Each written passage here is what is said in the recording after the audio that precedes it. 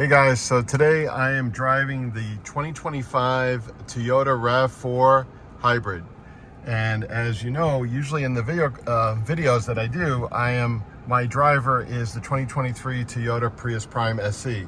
So why am I in this RAV4 hybrid vehicle? It's a loaner vehicle.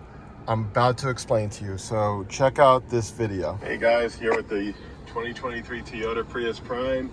And this is why you got to be careful charging in direct sun. I'm in a different location. Usually I charge in my garage and it's obviously cooler. This is about 80-90 degree temperatures. So I'm getting this charging system message, and it was pretty hot yesterday. So I'm assuming that's what it is, but obviously we'll monitor it and call the dealer and check it out. Thanks again, like and subscribe. Okay guys, so what happened was, as the video indicated, I was charging. It was very warm a couple weeks ago, probably like in the 90s, almost 100 degrees. So, you know, we're here in Long Island. It's June. It doesn't normally get that hot that quickly, but hey, it does get hot on occasion. So anyway, charging, I finished the charging cycle overnight as I normally do. Came home from work about 5 o'clock. Plugged in, and I was finished charging about 3 in the morning. So all good, normal.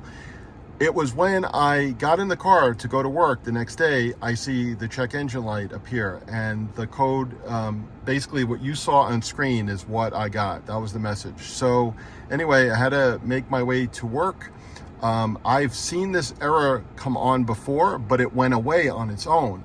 And my previous dealer said, oh, well, it's not a big deal. You know, if it goes away, just let us know when it comes back.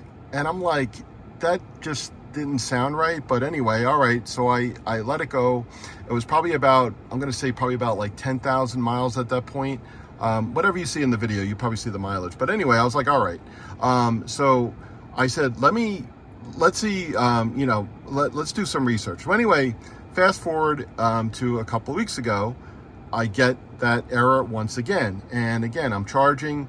So I call the original Toyota dealer that they bought the car from, and their answer was, you know, they didn't have any openings. So I'm like, I started shopping around. I'm like, this is ridiculous. I'm like, you know what? I need a better dealer. So I went to Empire Toyota. I brought the car in. Now, funny enough, I was able to get an appointment. This was Thursday when the error came on. So I was actually able to get an appointment for the following, for that Friday morning, literally the next day, Friday morning at 9 o'clock, actually 8 o'clock. I brought the car in, and the other Toyota, the other dealer was like, oh, you got to wait till Monday. And I'm like, I don't want to be driving around with this thing, you know, for a whole bunch of days. I want to get this thing looked at. Well, anyway, lo and behold, I did a scan tool. I did not clear the codes. That was not my intention. However, the scan tool came up with this P1CEA codes, and the check engine light went out on its own once again. And I'm like, wow. So I don't know what's going to happen, but you know what? I'm just bringing it to the dealer, you know, because I was reading that they can do what's called the text stream. So they'll pick up the codes that I'm seeing, because I'm just using a diagnostic tool. Matter of fact, I'm actually going to include a link to the diagnostic tool that I used, and you guys can check it out if you want to purchase one. It's very inexpensive, definitely worth it. I think it's like 26 bucks or whatever it is, totally worth it. But anyway, I pick up these codes. So the dealer asked me, hey, you know, the service advisor said, did you clear the codes? I said, no, I did not, but the check engine light is out. Anyway, he takes in the car. And I'm going to say within sight of probably about a half hour of sitting there at the dealership, basically proceeds to tell me that we can't let you take the car. It's a safety issue. Basically, the car can actually catch fire charging. So we are going to basically give you a loaner. This is what you see here. And we're going to take the car in. The car, it is covered. The issue is covered under, I think it's the powertrain warranty. It's 60,000 miles. And he said everything will be covered, so you have nothing to worry about. However, it's going to take several weeks to get the part. So that was the only caveat. So in the interim, I am actually driving the RAV4 2025 RAV4. My car's a 2023. And I love this car. I gotta say, it's got, it's an XLE trim. So I just wanna show you guys real quick this sweet car. And the thing I love about it most, guys, look at the room, the cargo space. I'm definitely saying that this is gonna be my next car for sure. No question about it. I love the room. You definitely don't get the mileage that you get with the Prime. I mean, the Prime, you're looking at 50 miles a gallon.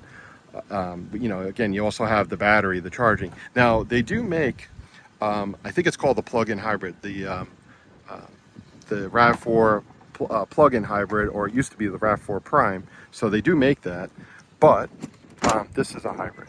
And I get like 36 miles an hour, 36 miles per gallon. So again, there's your seats.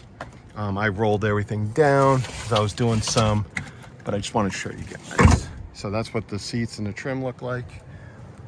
Got rear AC vents, USB-C ports. You don't have the power outlet that you do, the plug-in power outlet that you do in the Prius Prime, but you know what? It's all good.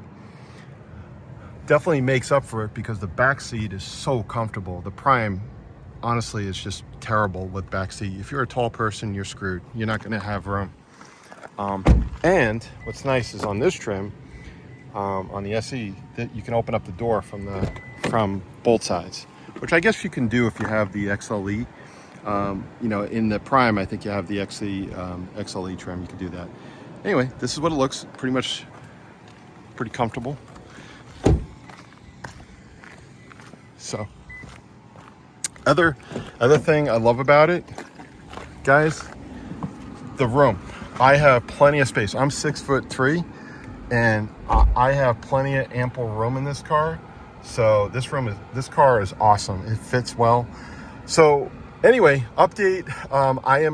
My car is actually ready to be picked up tomorrow.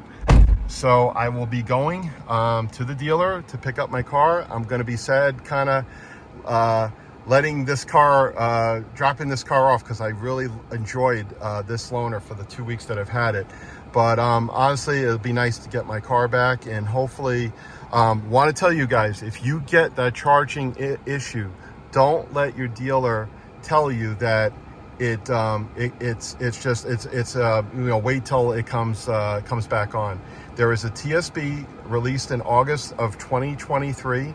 You could do a search, and it talks about the charging system error. Just plug in the error. You will see the TSB come up, and print that out and bring. And matter of fact, actually, I'm going to put a link in the description for that error. Make sure you print that out and bring that to the dealer and say, hey, look, this is what I think is going on with the car. I know there's a TSB on this, and that TSB requires the dealer to replace it. It is under the warranty.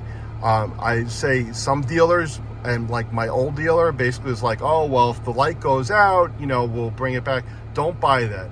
You could still bring it in. They should be able to do a tech stream scan. If the light came on and went out, you should be able to see the codes that are in the system. So get it done, get it fixed, because obviously I didn't know this. The dealer tells me it's a safety issue. The car could catch on fire charging. So it's not something that you would want to be riding around with, obviously.